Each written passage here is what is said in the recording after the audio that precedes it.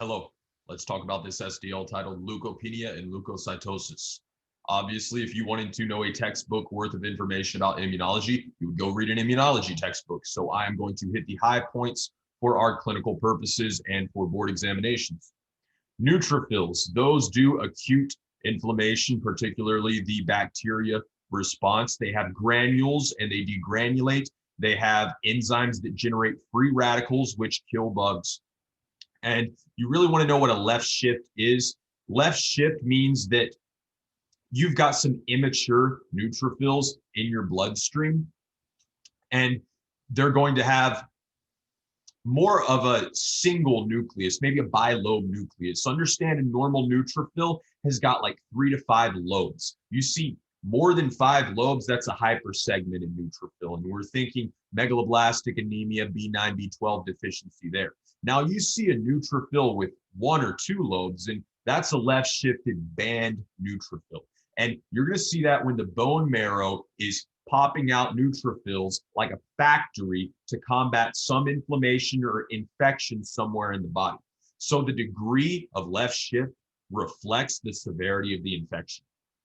Now, neutrophils are going to go where they're going to follow the cookie trail. You know, they're going to follow the crumbs. So the crumbs are chemotactic agents that influence where they move. And so only specific things can really get neutrophils, particularly neutrophils, into the area. And those things are going to be leukotriene B4, which you find in the large airways, complement component C5a, activated complement 5, and interleukin 8.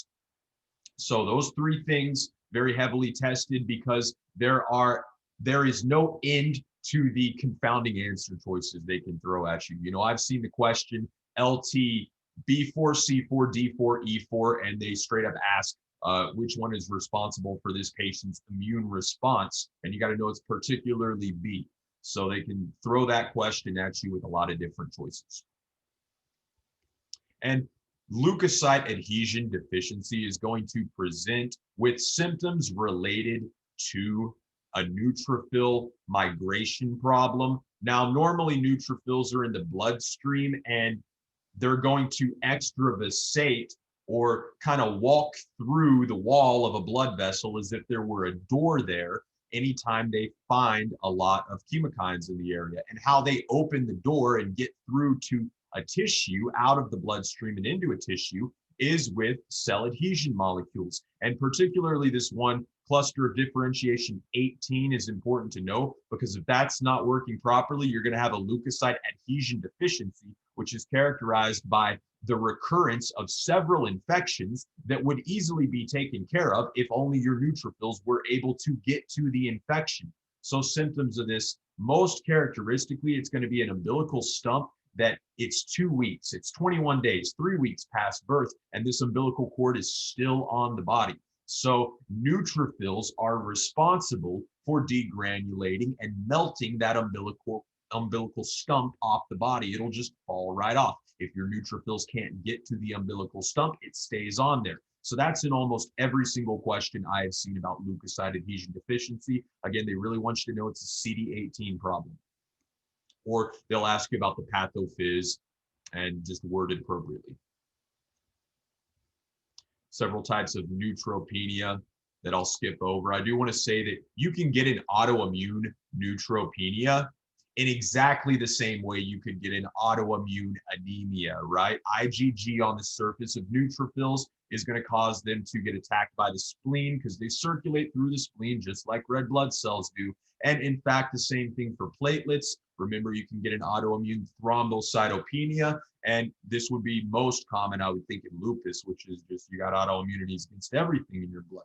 But a lot of other autoimmune conditions can cause that neutropenia. Now let's talk about lymphocytes. If it's lymphocytes and infectious disease, there's one that is stands out amongst others in that it always gives you a peripheral lymphocytosis. And I don't mean 20% lymphocytes, I mean like 60, 70% lymphocytes. And that's going to be Bordetella pertussis or whooping cough. Now, this is an infection that kids typically get if they haven't been vaccinated. So that's usually in the question stem. And the reason you care about this in real life is because if you catch a kid with a very high white count, cancers on your differential, specifically acute lymphocytic leukemia. So you don't want that. So you're going to be working this kid up very, very seriously. And Bordetella pertussis is going to be right up there on your differential when the kid's got respiratory problems. Got a practice question.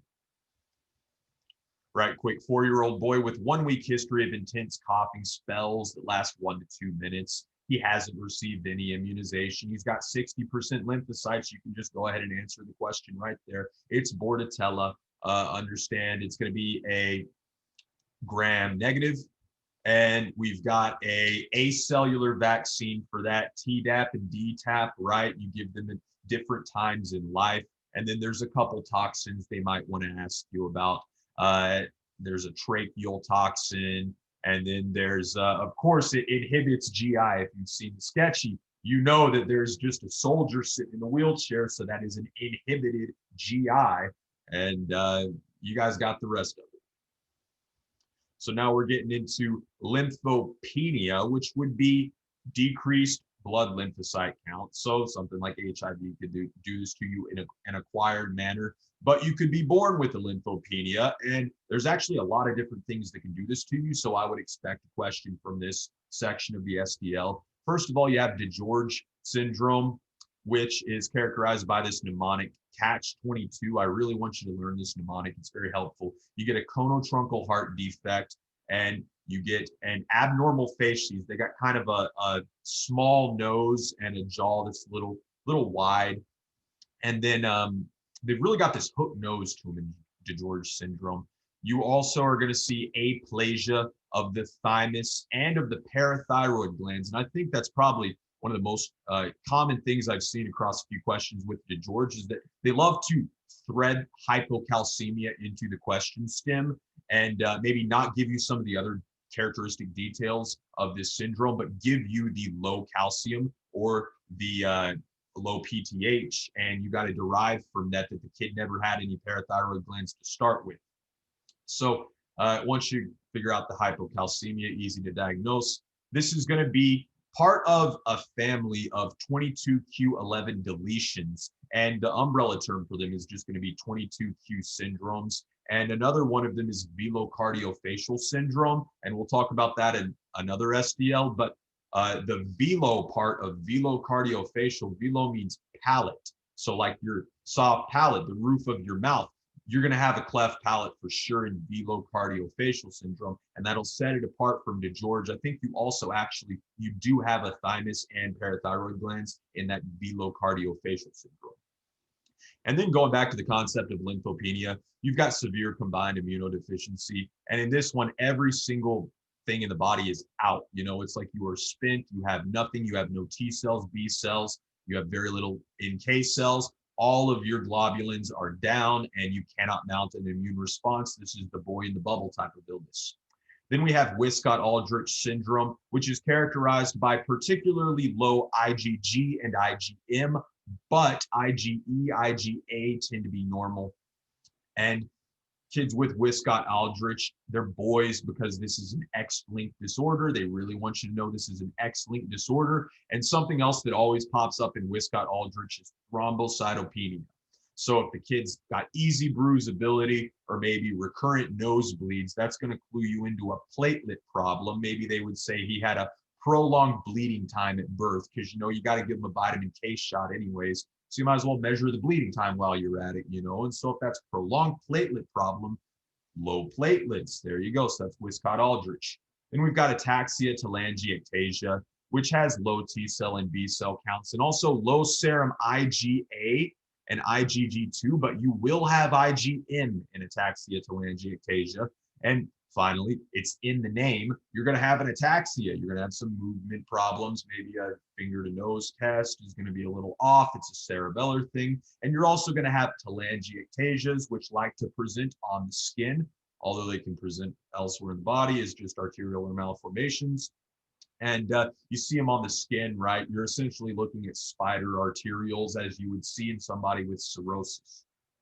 Now let's talk about eosinophils. Not a lot to say here. You know a lot about eosinophils already. I'd like to remind you how eosinophils get activated, and that's by virtue of interleukin-5 getting thrown on them by some B cells. And recall that those B cells typically have to be told to do so by the presence of interleukin-4, which is made by helper T cells. So that's our process of eosinophil activation. They are involved in immediate type 1 hypersensitivities. And so when you're looking at something and you get asked, what type of hypersensitivity is this? Well, if the patient took the drug or had the exposure and they get the skin rash and the anaphylaxis like 5-10 minutes later, immediately, that's a type 1. It couldn't be anything else. Now, if it happens a couple days later after a patient starts a drug or after a patient gets into a patch of something else, then other hypersensitivities are on the table, but that type 1 is always going to be immediate, literally.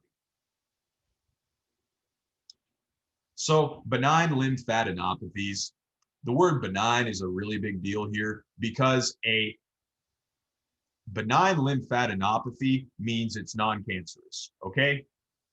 A malignant lymphadenopathy means you have cancer on your hand. Maybe it's a metastasis from a primary organ. Maybe it's a primary lymphoma. But if it's benign, it's going to be painful, and that's going to tell you, the practitioner, okay, this isn't cancer. Cool. So where do these commonly present? Well, usually in the head and neck and Waldeyer's ring of tonsils. That accounts for over half of infection-related lymphadenopathies. And again, the bacteria, the lymphadenopathy itself is going to be the proliferation of B cells and T cells essentially within that lymph node to mount an appropriate specific response against a particular antigen. So this is where I want to break down parts of the lymph node because this gets tested. And let me show you how this gets tested before we talk about it any further. Here is a 16-year-old boy, and you can tell by the slide what he's got. He's got fatigue and a sore throat. He's vaccinated, vitals are pretty cool, and his cervical lymph nodes are large. He's got a white tonsillar exudate. Strep test is negative, throat culture is negative, but you do a blood smear and you see these weird looking cells. What are they? Well, they're cytotoxic T cells. Those are downy T cells characteristic of mono, and they're activated against the virus, specifically against the B cells containing the virus. And so then the question that gets asked you is, which of the following lymph node regions contains the abnormal cells seen in this peripheral smear? So a couple steps. First, you have to realize this is a T cell. This is a T cell. This is not a monocyte. This is not a macrophage. This is not a B cell. That's a T cell. So once you figure that out, then you can go into your memory bank and say, where in the lymph node do T cells live? Okay, so think of the lymph node like your neighborhood. You know, it's like, I've got a house, my neighbor has a house, and there's some houses across the street. I don't live in my neighbor's house. Just like I don't live in my neighbor's house, fortuitously, T cells don't live in follicles. And T cells don't live in the medulla either, really. T cells live in the paracortex. I want you to put those two words together. And like Pavlov's dog, when you hear the bell, you're going to salivate. When you hear paracortex, you're going to say T cell, just like that, and vice versa. Now, when you hear follicle, you're going to say B cell. B cell lives in a follicle. You know, think about like SpongeBob. SpongeBob lives in a pineapple.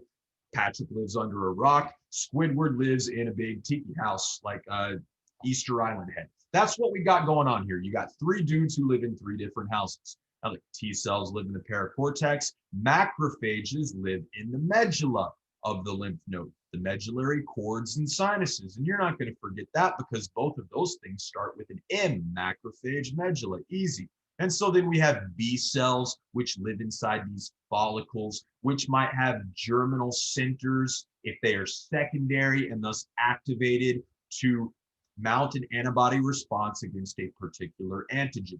So that's how they ask the question. They just say, where in the lymph node does this cell come from? And you have to ID the cell through your wizardry, you know, your fantastic knowledge.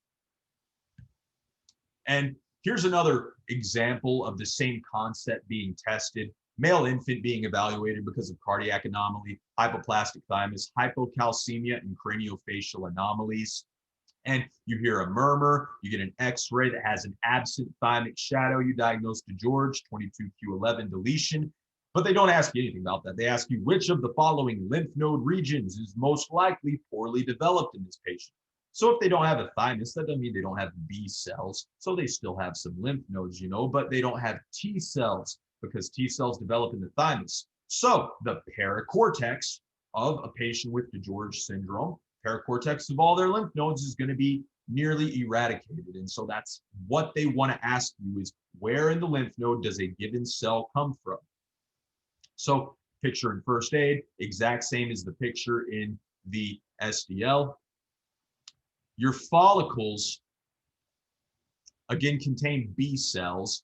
And let's look at some histology. This will really drive the point home. CD20. What stands for CD20? B cells. Okay, so notice how CD20 is staining in a circular kind of follicular pattern within this tissue. And then we've got in the upper right quadrant of this panel, CD3. What cells contain CD3 or express it on their surface? The answer, that's T cells. So notice that the cells here picking up CD3 are largely concentrated outside of these follicular centers. So that's the paracortex. That's where T cells live. Now you can see it. Other one here, CD10. Understand that's a B cell antigen. So of course it's going to be distributed exactly where the follicle is. And CD21, same thing. That's a B cell antigen. So you see these spheres of CD21 clustering wherever you have lymph follicles, and you don't see any CD1 in the paracortex because that's where T cells live. Now, within the follicles, this is a good time to talk about B cell development. You have two cells, centroblasts, then centrocytes. So you should be familiar by now that blast means any baby cell that hasn't fully differentiated. So it should make sense to you that centroblasts become centrocytes. Now the blasts are easy to recognize on histology because they have this salt and pepper, little speckled appearance to their big nuclei.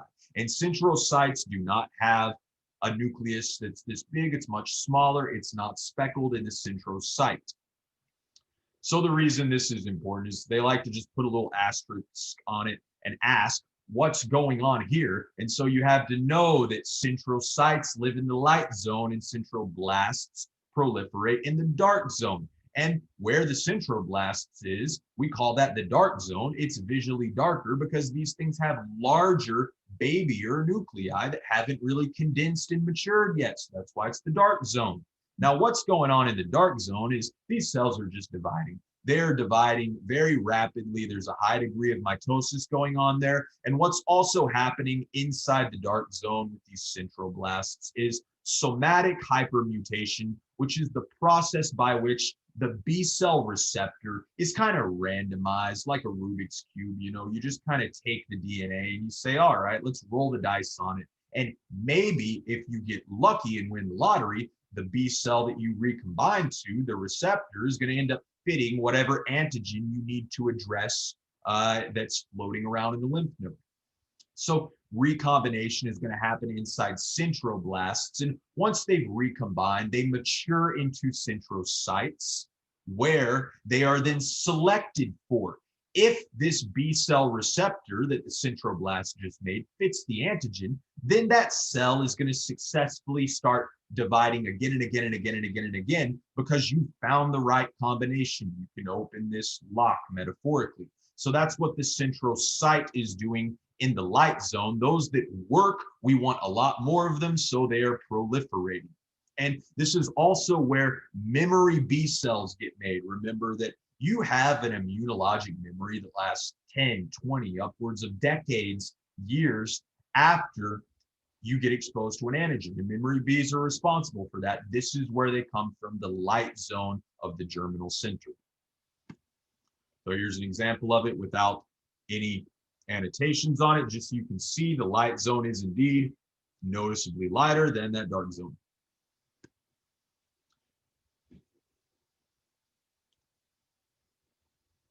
And we talk about acute nonspecific lymphadenitis. And this is what we're going to call the gross swollen lymph node, right? So this part kind of tripped me up. Acute non-specific lymphadenitis. That's what we write down the patient has, if you want to write it down. But then when you go to biopsy it and you see that there is a proliferation of immune cells in there, then the pathologist, who speaks a totally different language than the rest of us doctors, is going to call it a reactive lymphadenopathy. Okay, so you hear reactive lymphadenopathy, get out your Google Translate, set it to English to pathology, and that just means it's the microscopic lymph node at work. So again, you're going to see B cells popping if there's any bacterial infection over the long term or any type 3 hypersensitivity. Anytime a humoral immune response is necessitated, you're going to see B cells in the lymph nodes. Now, when you see a viral infection, then you're going to see paracortical hyperplasia, because you don't need B cells to fight viruses, really. It's like humoral immunity does nothing against a virus that gets inside of a host cell. You can't get antibodies through the skin of just about any of the cells in your body. So antibodies don't work, you need T cells. That's when the lymphadenopathy would be largely due to paracortical hyperplasia, because that's where the T cells live. And that's really all that they could ask about this stuff. The section of the SDL is they give you a certain infection. You got to know what cell is going to fight it off. And then they say, well, why is the lymph node big? And so then you would say, well, there's a lot of germinal centers if it's bacterial. Or you would say, well, there's a lot of paracortical hyperplasia if it's a viral infection. Or if you've got this particular exception of a coal miner who has inhaled lots of carbon dust over the years, well, then that's a pneumoconiosis. And that pigment, the lungs drain it and it collects in lymph nodes and it collects inside macrophages specifically. So in that setting, you would say, well, the sinuses or the medulla of the lymph node, that's what you can attribute the swelling of the lymph node to. So that's how I expect they'll ask you anything about a swollen lymph node. Finally, we have Hemophagocytic Lymphohistiocytosis. What is that? Well, it tells you exactly what it is inside the name, no problem. So hemophagocytic, hemo, blood, phagocytic, eating. Something is eating your blood. What is it? Lymphohistiocytosis. Okay, so you have a lot of histiocytes, which is an archaic Shakespearean term for macrophages, really, in their precursors. So you have a lot of macrophages that are eating your own red blood cells. That's all that's going on. Here's how they ask the question. 2-month-old boy brought to the ED with fever and abdominal fullness. Patient's mother reports he has had an upper respiratory infection with a runny nose for the past 3 days. Patient is distressed and irritable, running a fever, tachycardic, and a little hypotensive. PE is significant for hepatosplenomegaly, sclera icterus, and jaundice. So just by this point in the stem, we're thinking, all right, maybe autoimmune hemolytic anemia, some sort of hemolysis is causing a big swollen liver and spleen, as well as the jaundice in this patient's eyes. So you get labs, you see an anemia and a thrombocytopenia, as well as a hypertriglyceridemia. CRP and ESR are increased, and so you get a bone marrow biopsy, and this is what you see. Now, they ask you what's the cause of the patient's condition. Here are the answer choices. The answer is it's this hemophagocytic lymphohistiocytosis. So if you've got stuff eating blood in your bone marrow, it's going to cause an anemia, duh. And if they are like really eating the blood, I mean, it's like, think about you eating, think about me eating, it's like when I eat, it's like I go in like I'm hungry. And so that's what these macrophages are doing, it's like they've been waiting all day for this all you can eat buffet. And so they just throw down like 5 or 6 plates, no problem, no problem. And so just like at a buffet, it gets a little messy when they're eating, and you're going to need more than 4 or 5 napkins. And you might get a little bit of, I don't know, sauce on the table if you've got some like good chicken that they have. And so it just gets everywhere. It gets everywhere. And so that's why you see jaundice, is because there's dead red blood cell byproducts in the blood as a result of the macrophages eating them. So what's in your differential? Well, we have defective cytoskeleton formation, impaired migration, microtubule dysfunction with failure of phagolysosome-lysosome fusion. So they're saying, well, what if it's infectious because he has a fever, you know? And then they're saying, well, what if it's just an inherited type of syndrome? And it's like, well, he doesn't have a cancer or anything, you know? And it's like, he doesn't have any obvious infection findings. And then defective actin cytoskeleton. I don't really even know what they're asking for there. Maybe they're trying to get you to think this is a spherocytosis, but no, not really. So you're going to get a bone marrow biopsy. And again, it's going to show macrophages with red blood cells inside them. Here's another look at it. That is one macrophage right there with 6 red blood cells in it. Same thing here. See how this macrophage has even eaten a few neutrophils too. So that's what the thrombocytopenia is accountable for. You know, you get a macrophage, it gets real hungry. I don't care if it's eating a red blood cell. It's like, oh, I think I want some megakaryoblast to wash this down with. And so that's how you get a thrombocytopenia. Again, these symptoms get really, really bad. And so why do you get this? Let's finish with that. Well, it's autosomal recessive. It's a genetic disease. It's a problem with the perforin gene, and perforin pokes holes in membranes, and you need perforin to mediate cell-cell killing. So when you have a CD8 T cell or a natural killer cell, they sometimes encounter a cell that just needs to die. You know, like maybe it did the family the wrong way or something like that. And so you need perforin and granzyme to do that. You have a perforin problem, you can't get rid of these cells that are activated against yourself. So you get some macrophages going out of control.